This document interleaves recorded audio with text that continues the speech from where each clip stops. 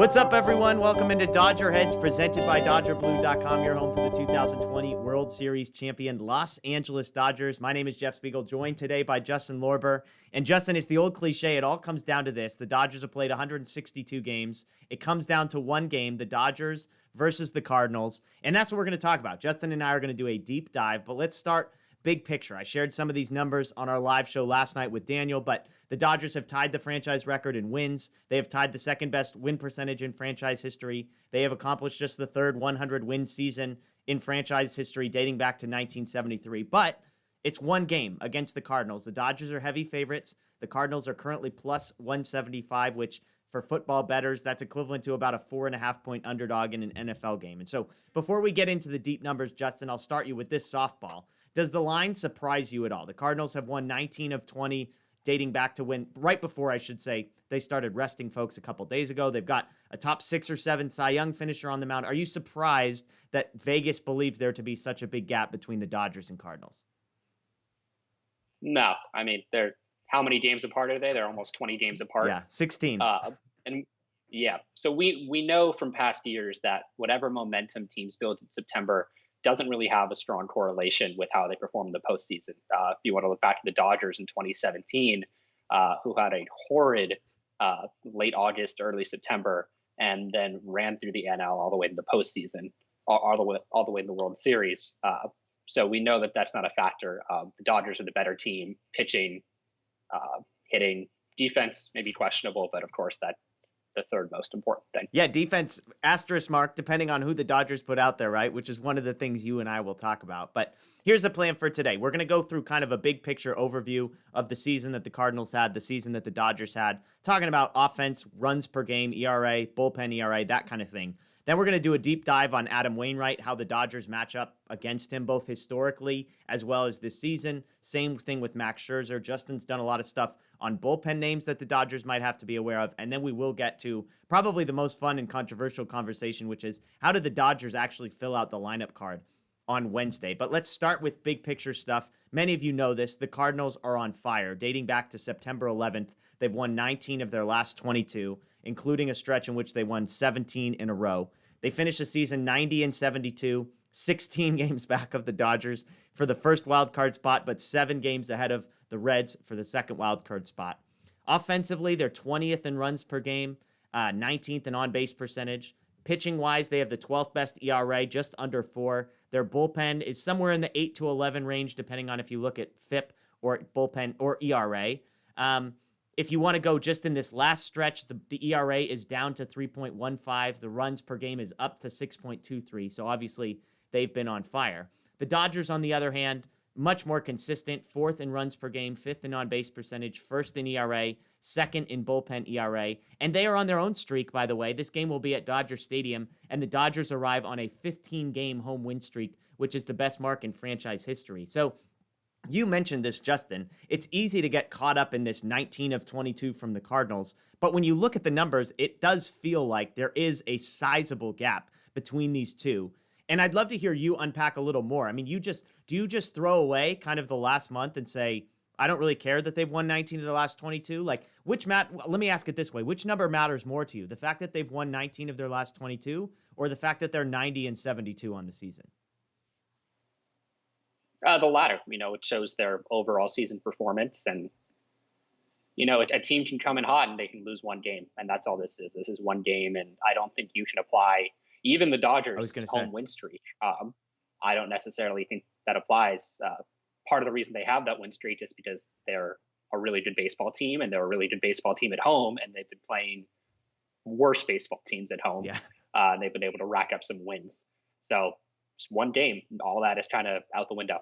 And the flip side is, if you want to throw out the Cardinals, we have to be fair and say the fact that the Dodgers have averaged 9 runs a game over their last 5 and have scored 8+ runs in every single one of those, is that equally kind of unimportant to you? Daniel and I were talking last night, and I said, if I could pick any point in the season to press pause and say, I want to play a one-game wild card now, it'd be today. The offense is clicking as much as it has clicked at any point in the regular season. For you, is that the type of thing that's sustainable, that carries over into a one-game wild card and further beyond if they make it that way? Or is it the same thing where, hey, that's nice, but not really important to me? I don't know if it will exactly carry over, it's certainly encouraging that it seems like for the first time, I don't know about all season, but in a little Yeah. while, that most of the lineup has been clicking at the same time. And especially when you have the two guys in the middle, Corey Seager and Trey Turner, uh, arguably their two best hitters when both those guys are on. Both of them are clicking right now. Yeah. We saw what Corey Seager can do last October. He can carry a lineup if need Yeah. be. And having Trey Turner in there, who uh, is not just NL batting champion, but led all position players in wins above replacement, at least if you look at the Fangraphs version this year, AL and NL, not including Shohei Ohtani because he doesn't. kind of doesn't Yeah. count. Um, but all position players, AL and NL, he was the WAR leader. So those two guys in the middle of the lineup, both of them are hot. You have to be encouraged. Yeah. Yeah, absolutely. So it'll be fun to see, but let's get into the specific matchup. And we've heard the name Adam Wainwright. We know he's been good. I did a deep dive, and when I say deep dive, I mean a deep, deep, deep dive on Adam Wainwright. So give me a couple minutes here to throw some numbers, some statistics, some impressions at you, and then Justin, I'll let you respond to this. So big picture: Wainwright 17-7 on the season, 200 plus innings pitched, an ERA just over 3, a WHIP just over 1, striking out less than a batter an inning. If you want to look recent history, his last 3 starts have not been very good. 16 innings pitched, 9 earned runs, 18 hits, 4 walks, 8 strikeouts. That's a theme that will carry over when we talk about Max Scherzer here in just a moment. But August, September, October, 80.2 innings pitched, 2.34 ERA. So he's been good, and we're going to talk Scherzer, but just like with Scherzer, the Cardinals are 11-1 in Wainwright's last 12 starts. Again, they've won basically every one of their games dating back to September, so that makes sense.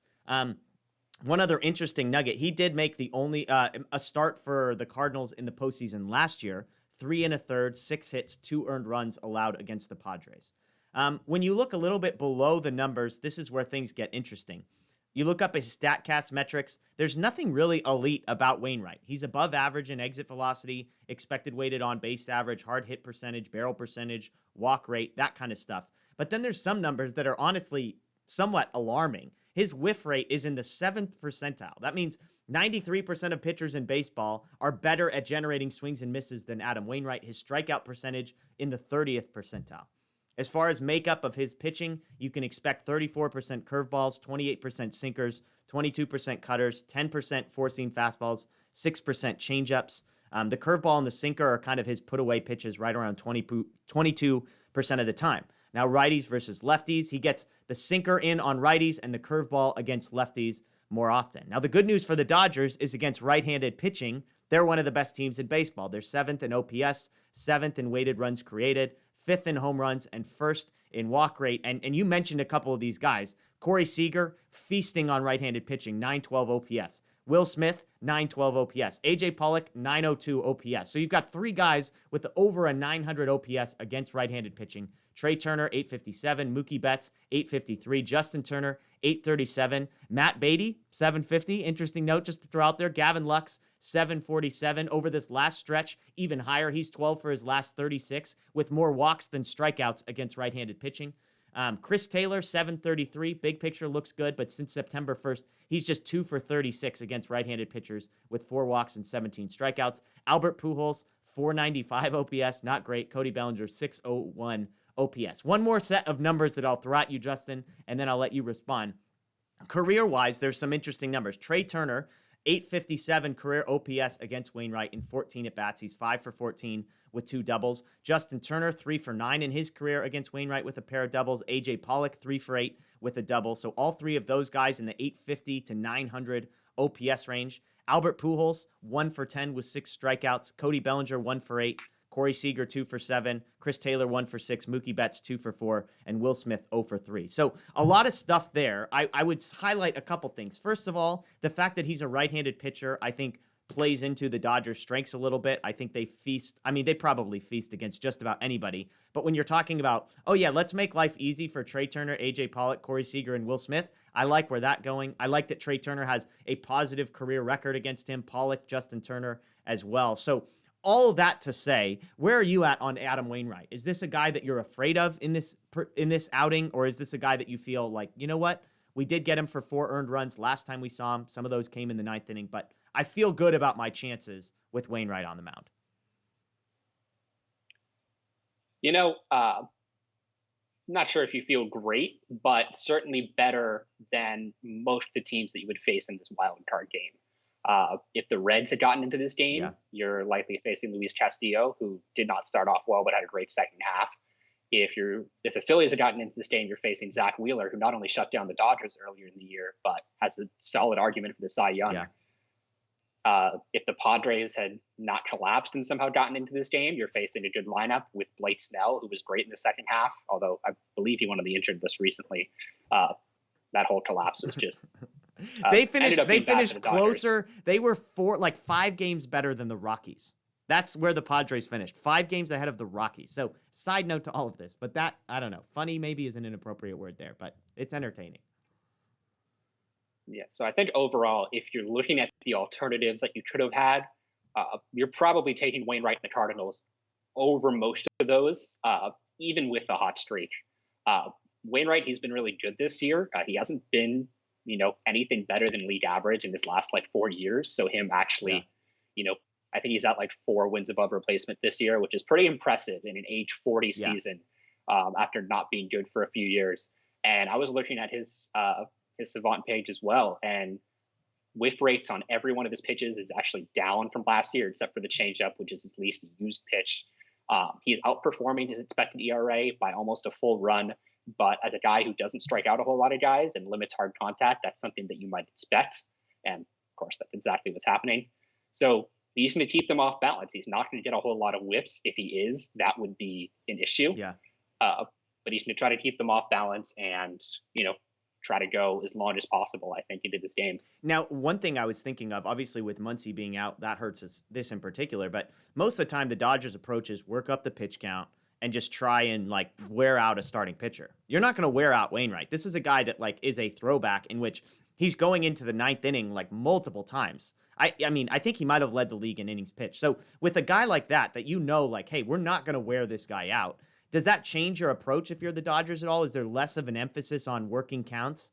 Again, his walk rate is above average. It's not amazing, but it's pretty good. So with a guy like Wainwright, does that change your approach at all if you're the Dodgers? No, if this were a 5 or 7 game series, you might look to get into the bullpen early, or if the Cardinals had a particularly weak bullpen, you might look to get into that early. But I don't think the approach necessarily changes. The Dodgers are a patient team. I don't think that will change just because of who's on the mound. But I think the goal is to score runs off Wainwright and, not have to worry about coming back against the Cardinals bullpen. Yeah. Yeah. And again, just looking through some of these numbers, I love that it's a righty because of what Seager has done against righties, because of what Pollock has done against righties. Those are 2 guys that have been on fire. Trey Turner, all those guys over 850 OPS, 130 to 150 in the weighted runs created plus category. And then even a guy like Will Smith, who has struggled of late, but if you can get a guy like him going against Wainwright, against a righty that he might fare well against, it's good news there. So that's the Wainwright side of things. Let me shift over and let's talk a little bit about Max Scherzer, because again, big picture, unbelievable season, but there has been some struggles of late. So August and September, he finishes that stretch with 68 in the 3rd innings pitched, 1.97 ERA. He's striking out 89 batters and, like I said, 68 innings pitched, just 8 walks. So an 89-8 strikeout to walk ratio and just 48 hits allowed. The team is 11-0 in his start since he came over to the Dodgers. However, his last 2 outings, 5 earned runs apiece, 10 in a third, 10 earned runs, 17 hits, 1 walk, and just 10 strikeouts. But you look at the Baseball Savant page, he's 90th plus percentile in expected weighted on base, expected ERA, expected batting average, strikeout percentage, walk percentage, whiff percentage. He's above average in exit velocity and hard hit percentage. So all of that stuff looks very good. And even when you look at how the Cardinals match up offensively, again, I think there's room for encouragement here. The Cardinals are 21st in OPS against right-handed hitters. They're 17th in weighted runs created plus. They're 7% below league average. They're 12th in home runs. And again, digging into how have these guys fared career-wise versus Scherzer. Good news. The team's best right-handed pitcher, or best hitter against right-handed pitching, is O'Neill, who's 0 for 3 against Scherzer in his career. Their second best is Goldschmidt. He has an 832 OPS against right-handed pitchers this season. How's this for a career line against Scherzer? 5 for 32 with 16 strikeouts. That's Paul Goldschmidt, career against Scherzer. Bader is their third best hitter against right-hand pitchers. He's 2 for 10 with 4 strikeouts. Some other names to watch: Yadi Molina, 1 for 17 career against Scherzer. Arenado, 2 for 10 with 5 strikeouts. So Dylan Carlson, 0 for 7. So there's really nobody. Paul DeJong is the closest. Tommy Edman, those two guys are 4 for 13 and 4 for 9. Everybody else has been terrible against Max Scherzer. So obviously you like Scherzer in any matchup, but Justin, I'm just curious, when you think about Scherzer specifically against the Cardinals, is this a matchup that you like more than most? Is this a matchup you like less than most? Where do you stand on maybe the Cardinals offensively and how Scherzer matches up specifically? I think it's a solid matchup. They have a righty-heavy lineup. They have a righty-heavy bench. The Dodgers are throwing Max Scherzer, who's a right-handed pitcher, and we talked about this on our last show a couple of days ago. 5 of the 6, key leverage Dodger relievers are right-handed. Yeah. So I think that should be a benefit to the Dodgers. And now the Dodgers are also a really right-handed lineup, especially with Max Muncy out. But I think the benefit's bigger to the Dodgers than it would be the Cardinals. Yeah. Yeah. And again, some of these numbers, like the Goldschmidt 5 for 32 with 16 strikeouts in his career against Scherzer. Some of those just are weird things where, for whatever reason, one guy who's usually really good against right-handed pitching just can't line up with one guy. Or vice versa. There's guys that doesn't make any sense. Like, who was it? Caratini? Or there was somebody who, just killed a Dodger pitcher. And it didn't make any sense. This guy's terrible in general, but he's 5 for 7 in his career against the guy. So to see Goldschmidt struggle, to see Molina struggle, to see Arenado struggle, those are all guys that are going to be in the heart of the lineup. So it feels good there. Now, you mentioned the Cardinals, you mentioned the bullpen stuff, and this is where you did a lot of digging, which I appreciate. So let me set you up for this. One of the things you want to look for when you're seeing Dodgers versus Cardinals is, how do these teams match up against bullpens? What are some tendencies? We know a lot about the Dodgers bullpen and who they might use and who they trust. I'll be honest, I don't know a whole lot outside of Alex Reyes about the Cardinals bullpen. So you did some digging there, Justin. So the floor is yours. Give us an outline of what the Dodgers might expect as far as how the Cardinals might use their bullpen, how quick the leash might be on Wainwright, that type of thing. Yeah, so you mentioned Alex Reyes, and to be honest, I'm not sure if we even see him in this game. Okay.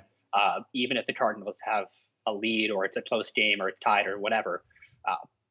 For those who may not have been following the Cardinals super closely, Alex Reyes was their closer at the first half of the year, really hot. I think he set the record. I might be getting the specific record wrong, but it was something along the lines of most career saves to start a career without blowing a save. Yeah.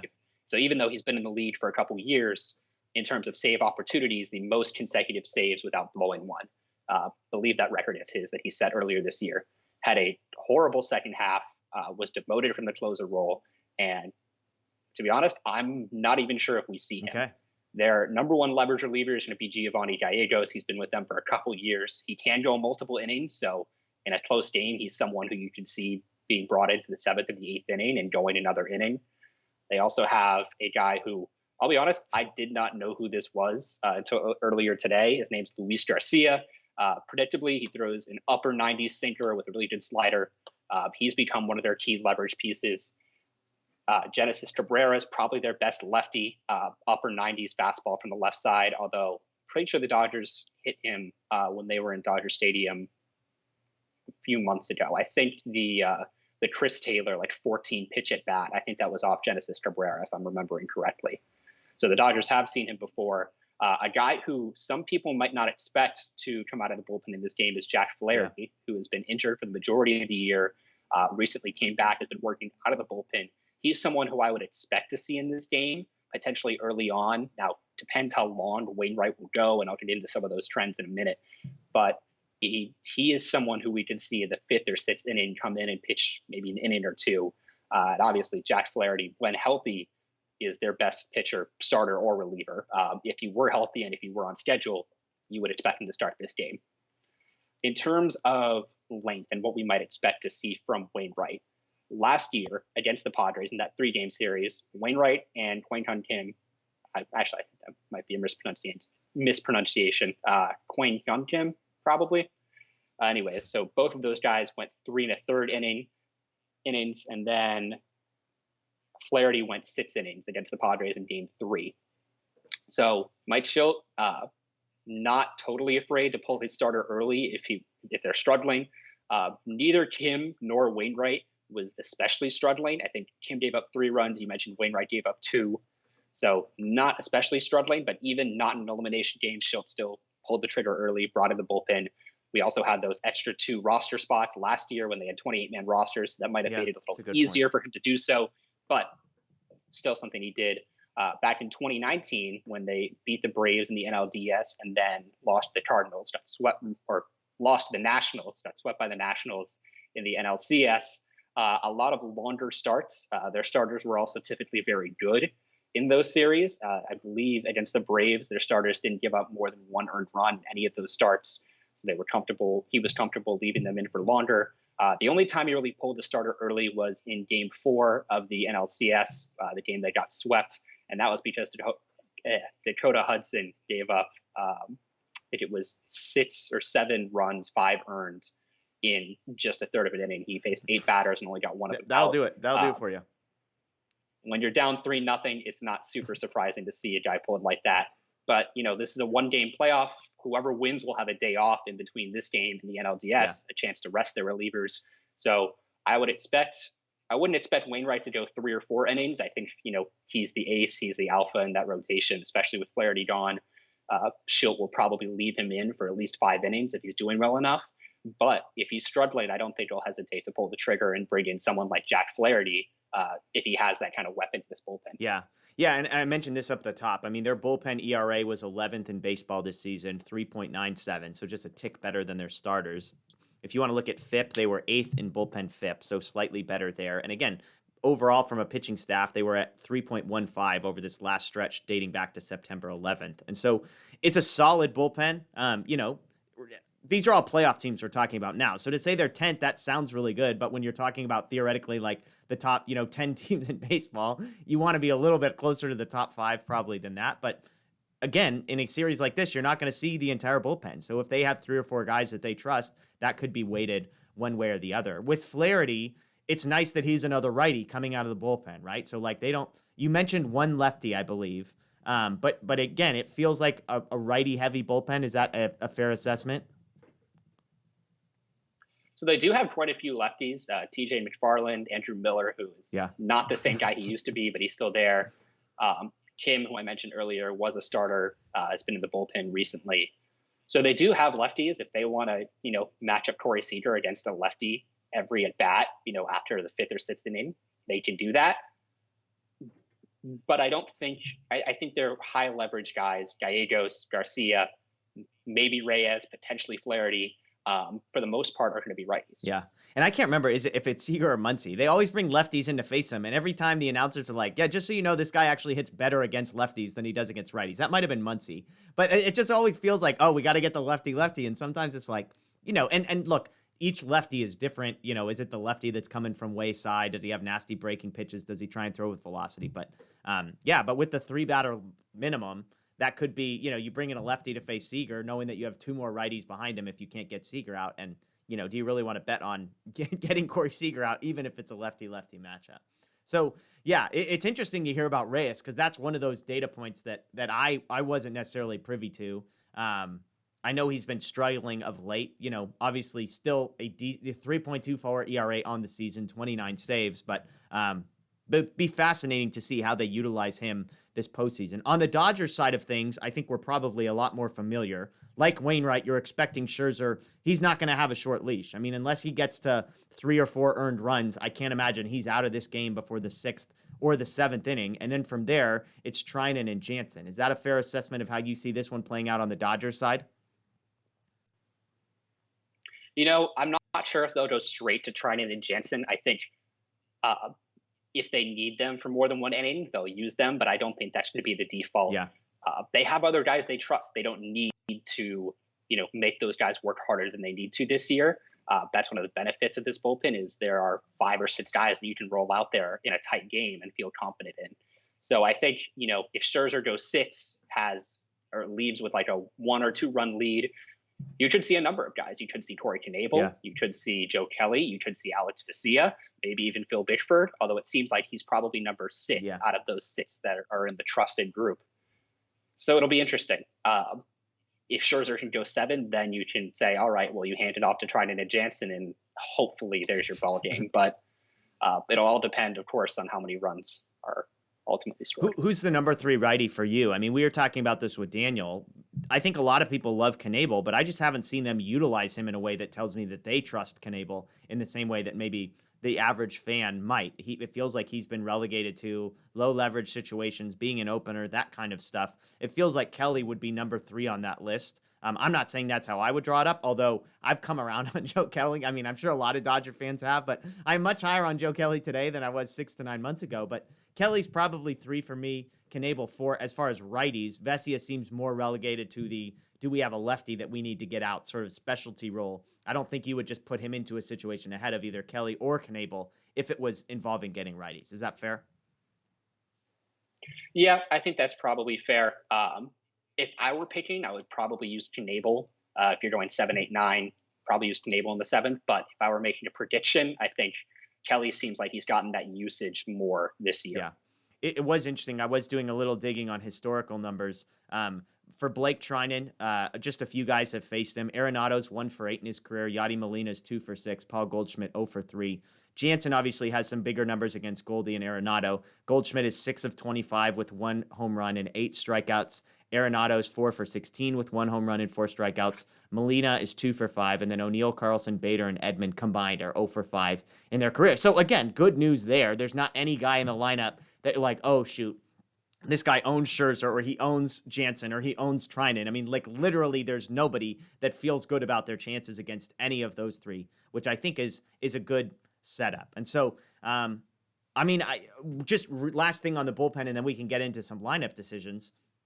I feel as good as I felt about the Dodger bullpen, I think, going into a postseason in a long time. And I can't remember if it was you or Daniel, but one of you said the exact same thing. So are you in lockstep on that? Like, I mean, this is the best version of Jansen, I feel like we've seen going into a postseason in a long time. Trinan is as good, if not better, than he was last year. Joe Kelly, definitely the best version we've seen of him. Corey Knebel, you know, there's been some other good relievers the Dodgers have had, but he's right up there. Vesia is kind of in that Victor Gonzalez, a left-hander you trust. And then I think, not that it matters for a wild card game, but the 6, 7, 8 roles in the bullpen are also upgrades. Do you agree with that? Yeah, and definitely possible. Daniel said it as well, but I believe I said the same thing a couple days ago. You know, this is the first year where something happens, Max Scherzer, pulls a hammy or something. Yeah. After 3 innings, you need to pull him. You can line up 6 guys for innings 4 through 9 and feel comfortable. Yeah. Not great, because if one of those guys gets into trouble, then everything goes haywire. Yeah. But you would feel comfortable lining that up. And I can't remember a year in this, current era where they've headed into a postseason with that kind of bullpen.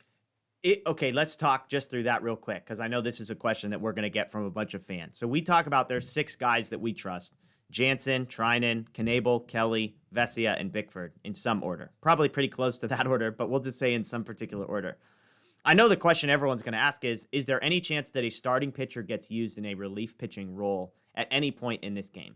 And the only scenario I can think of is the one that you just described, which is Max Scherzer gets hurt. Because if Max Scherzer is doing so poorly that he has to get pulled early, then it's not like you're going to go to a Julio Urias and say, oh yeah, let's throw you into a game that we're losing by 5 runs and hope for the best. I don't think that's going to happen. But let's say it's this 2 2/3 and Scherzer has to come out, heaven forbid.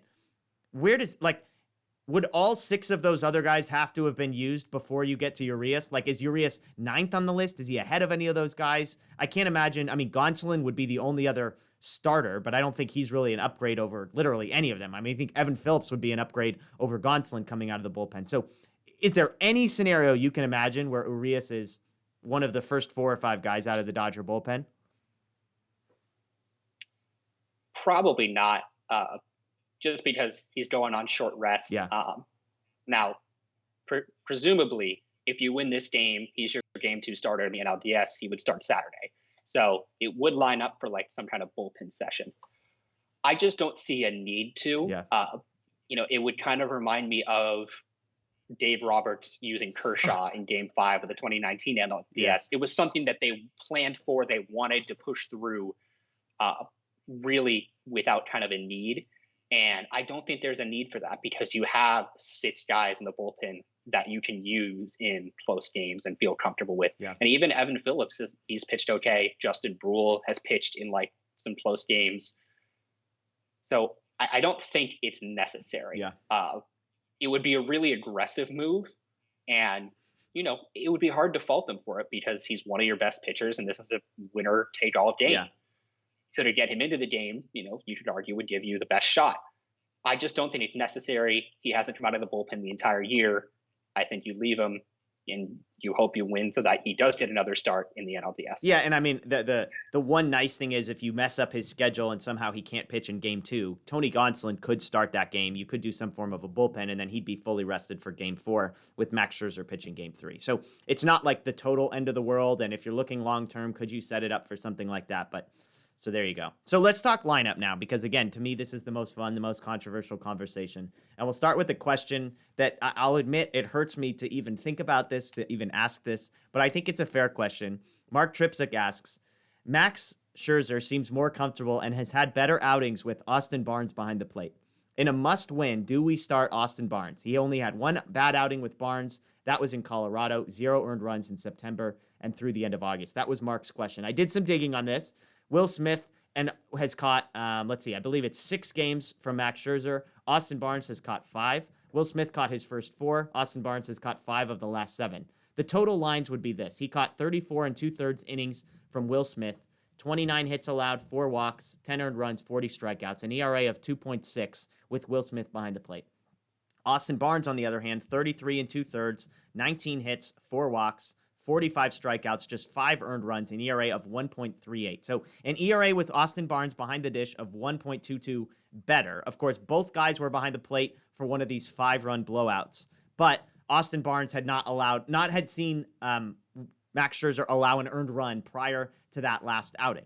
I've joked about this, and you joke about the things to protect yourself from feeling pain when it actually happens. Like, I absolutely do not think it's beyond Dave Roberts to start Austin Barnes in this game. I think it is concerning that 5 of his last 7 starts, Max Scherzer's, have been with Austin Barnes behind the plate. I think it's encouraging that Will Smith caught his last one. It's discouraging that start was a disaster. But where do you stand? I mean, is there any chance that Dave Roberts looks at these numbers and sees a 1.38 ERA with Barnes and a 2.6 ERA with Will Smith and says, this is what we're going to do in the wild card?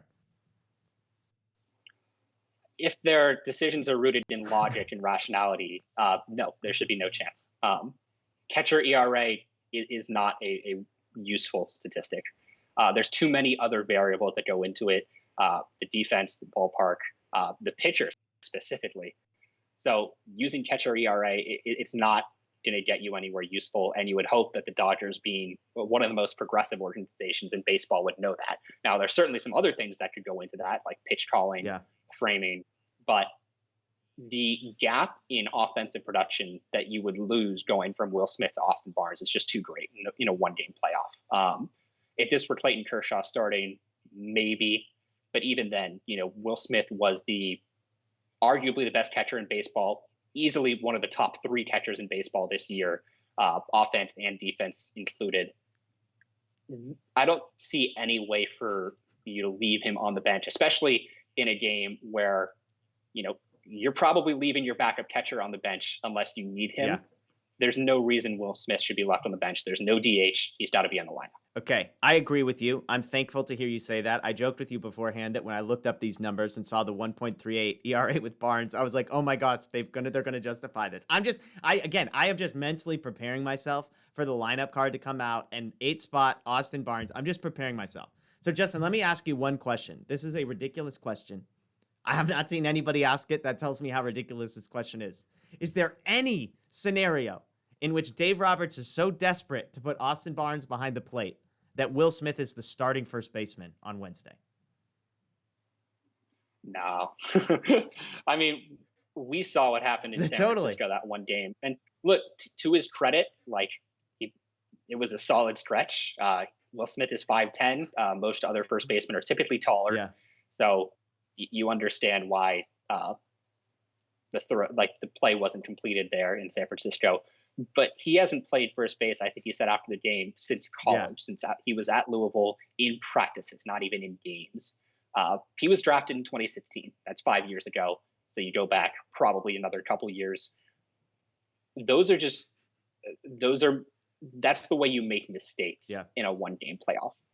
If you have a ball in the dirt with a runner on second base and you're playing someone at first base who hasn't played in 7 years, uh, it's no. Okay, let me ask you this. If Dave Roberts is like, Austin Barnes is definitely starting behind the plate, and we both think that's absolutely ridiculous, would you then be like, okay, because we need Will Smith's bat in the lineup?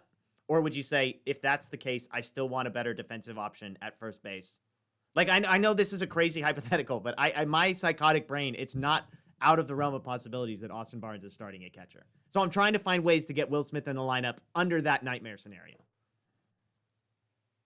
I mean, if you're holding me hostage with this, yeah, I guess you have to throw him at first base, because in a lineup that's already missing Max Muncy, I don't think you want to have no Max Muncy and no Will Smith. I just don't see how that would be beneficial. So if I have to, yeah, he's got a couple days to work on it, but I really don't see how that would be to their benefit. Yeah. Okay, let's get to the first base conversation. Let's operate in a realistic, rational, logical world in which we all hope that Will Smith is catching and Austin Barnes is on the bench and will be the last pinch hitter ever used in this game. Probably never used, because they'll have however many pinch hitters on the roster.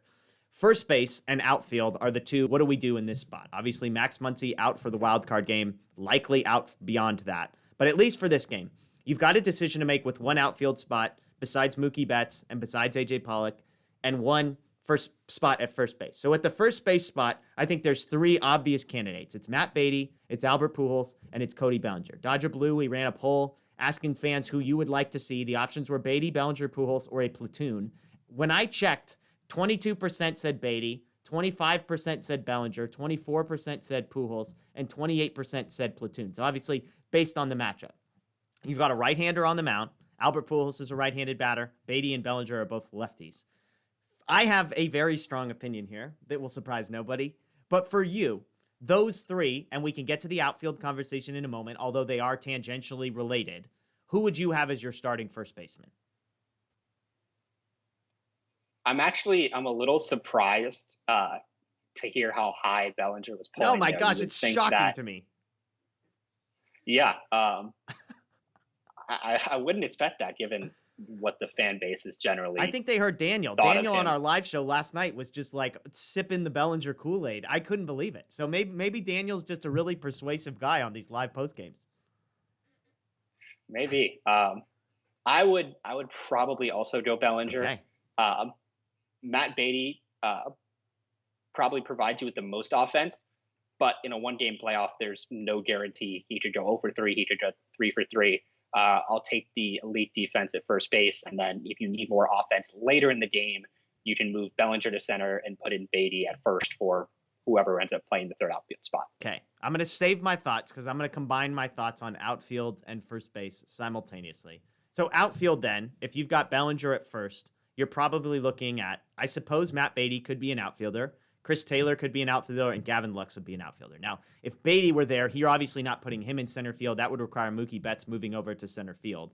But if you've chosen to go Bellinger at first base, who would you put, either Taylor or Lux? Well, I guess Taylor would be in center field. Lux, potentially center field, potentially right field. Matt Beatty would strictly be a right fielder. So who would you choose for that spot? Chris Taylor, as long as he's healthy. He's been dealing with the neck thing on and off for the last month or so. If he's healthy, I think he's the guy. Okay. Here we go. So I respect you. So this is not a disagreement like in anything other than I've seen so much of Bellinger and I've seen so much of Taylor, and it's a one-game playoff, and I need offense. Like, I just feel like at the very least, give me something that I can count on, which is that Matt Beatty or whoever, our first baseman and our outfielder, are going to get at least 3 at-bats. I know that for positive. And I know there is a massive gap between everybody in Bellinger and everybody in Chris Taylor, save Billy McKinney, but he's not part of this conversation. Defensively, I totally respect. Chris Taylor is definitely the best option besides Bellinger in the outfield. Bellinger is definitely the best option at first base defensively. I just struggle with how many opportunities are they going to have in those spots to actually impact the game? And that's a mystery. But I did a little bit of digging, and here's the argument that I would make. So my answer is I would put Matt Beatty at first base, and I would put Gavin Lux in the outfield. Those would be my 2 options. And part of the reason is this. And part of the reason is Max Scherzer is on the mound for the Dodgers. So Max Scherzer strikes out 34.1% of the players that he faces.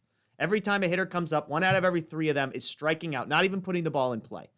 35% of them are hitting ground balls, which is 10% less than league average. 32% of them are hitting fly balls, which is 12% more than league average, I believe. So for me, I'm looking at Scherzer and saying he's going to strike out 1 out of every 3 guys he sees. 1 out of every 3 is going to hit a ground ball, which isn't very many. And 1 out of 3 is going to hit a fly ball, which, whatever, I'll take my chances on that one. Personally, I've said this, Mookie Betts is my center fielder. Like, I'll move Mookie there and put your best defensive player in center field. That's Mookie Betts. I would put my best bats in there to start the game, as long as Max Scherzer is in the mound, knowing that he's going to miss a lot of bats, and I'll take my chances that the offense can put the pressure on, that they can wear Wainwright down. And as soon as he comes out of the game, and you feel like, hey, Treinen, for example, is a guy that a ball gets put in play a little bit against him, then I'm totally fine with 6th inning, 7th inning, 8th inning, going to Bellinger in center field, going to Pujols if you can get him in against a lefty at first base, whatever. Now, let me add one more thing, because against right-handed pitching, this is the other big data point for me that I think matters. Albert Pujols, like, as much as anybody loves him, he has a 495 OPS against right-handed pitching, okay? And I believe career versus Wainwright, he's 1 for 10 with 6 strikeouts. So there is no justification for putting Albert Pujols in this game. He's not good enough defensively to justify how bad he is offensively. Like, Cody Bellinger is better against right-handed pitchers than Albert Pujols is. Cody Bellinger's offensive numbers are ugly everywhere. They're better than Pujols's. Matt Beatty has a 111 weighted runs created plus against right-handed pitching this season. He's also, whether you buy into this or not, he was 3 for 3 with the home run in his last game, and he had a go-ahead home run the game before that. So he's hitting as well as he has. So I would throw him. And then Lux is 12 for his last 36 against right-handed pitchers with more walks than strikeouts. Now, I understand that both of those guys are going to be defensive. I'll be safe and say they're below average defensively. I'm not going to try and justify they're not that bad. Like, it's below average defensively. But I move Mookie to center field. I put Lux in right field. I take my chances with Scherzer striking everybody out, and there's no balls put in play. Matt Beatty at first base, and trusting that even if each of those guys were to make an error, that their offensive contributions are going to be better. Because the thing to me is, if you have such a deep 4, 5, and 6, who you have in the 7 and 8 spot are going to be coming up every time Will Smith gets on base, every time Justin Turner gets on base. And so I know nobody wants to just throw those away, but for me, those are critical moments. So I'll let you react to anything you just heard. No, I think it's definitely a fair opinion. I don't think there's a wrong opinion here. The last month is kind of complicated. Austin Barnes is a wrong opinion. Billy McKinney's a wrong opinion. Aside from those two, Albert Pujols may be in the wrong opinion category. Besides that, I think I would give you any of the 5. Yeah, there are a lot of different combinations. The last month has kind of complicated things. Lutz has come up and played well. Matt Beatty has gotten some bats and been hot lately.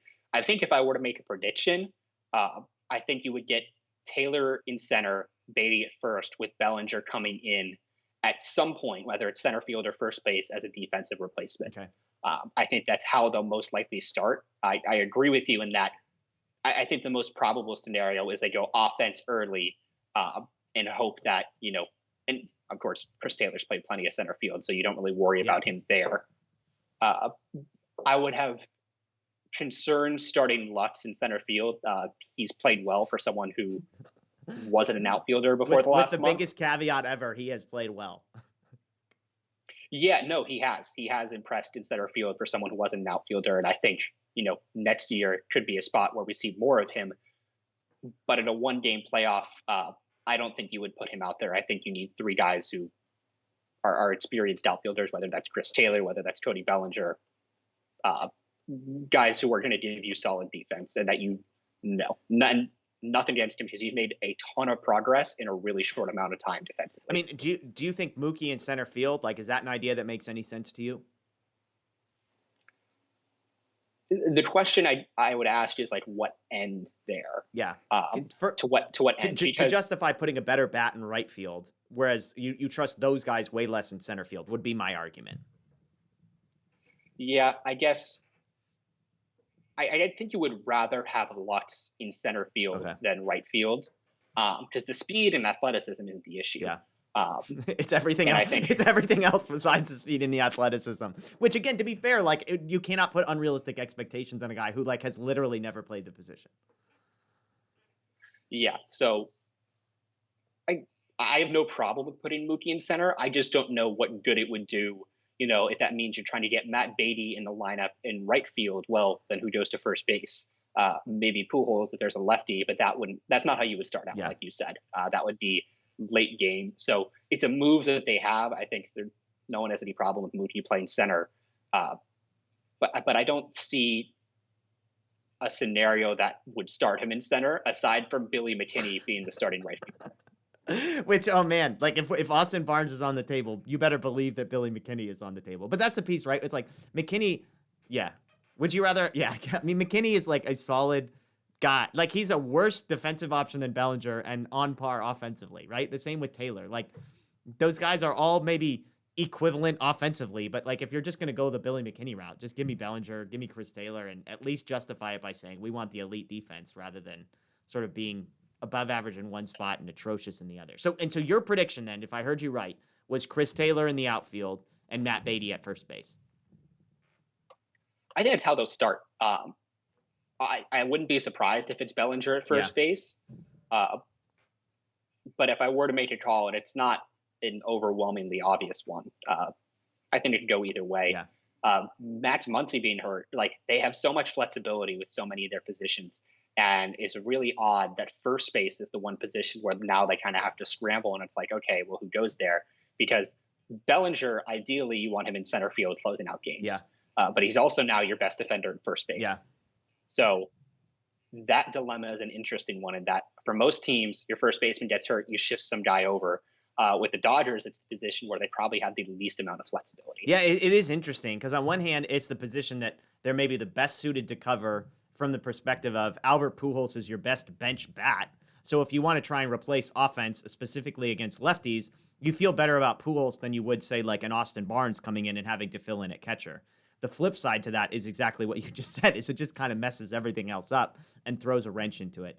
I don't know what Dave Roberts has against Matt Beatty. Like he just refuses to play the guy in any role other than pinch hitting. And oh, by the way, he's not very good in a pinch hitting role. So honestly, if I'm making a prediction, I think it's going to be Bellinger at first and Chris Taylor in center field. Like I just feel like my experience with Dave Roberts is they're going to play it safe. They're going to give me the good defense. Oh, we trust Chris Taylor in that spot. Cody Bellinger's been there. Did you see his home run a few weeks ago? Like I just think that's how it's going to play out because of how I've seen them treat Gavin Lux of late, how I've seen them treat Matt Beatty of late. That's my prediction. Again, neither of those guys is who I would want, but I think that's how it's going to play out. And if it does, I think we're going to be disappointed with the offense we get in the 7 and 8 holes. I think there's going to be lots of times where those guys come up with runners at first and second and one out, and it's just going to be like strikeout, ground, infield fly, and like that's the end of the inning. I just think those are going to be huge at bats, especially against a guy like Wainwright. So that's what concerns me. But maybe I'm wrong. So anyways, well, hey, Justin, I appreciate your time today. This has been fun. And again, hopefully people that are watching, you get to know a little bit more about Wainwright, a little bit more about how they match up with Scherzer, and some thoughts on different approaches to how the Dodgers might handle their lineup. So that's Justin Lorber. You can check out his stuff at Future Dodgers on Twitter, futuredodgers.com. He's got prospect rankings, all sorts of stuff there. So check him out. He's going to be a part of the coverage, we hope. We hope that this coverage continues beyond Wednesday and that we get to continue talking about the Dodgers through the weekend and beyond. But if so, Justin will be a part of that coverage, so we appreciate him. My name's Jeff Spiegel. Check out Dodger Blue 1958 on social media, dodgerblue.com. We got a ton of content coming up this week. We're going to do some predictions tomorrow. We're going to break down the roster when it comes out on Wednesday. We might do a live pregame show, and we will definitely be doing a live postgame show on Wednesday, so stay tuned for that. But before we go, as always, we'll end with Vin Scully. One more time before we have to put this video to rest, but not yet. The best team holding a trophy high in the air. The Los Angeles Dodgers, champions of the baseball world.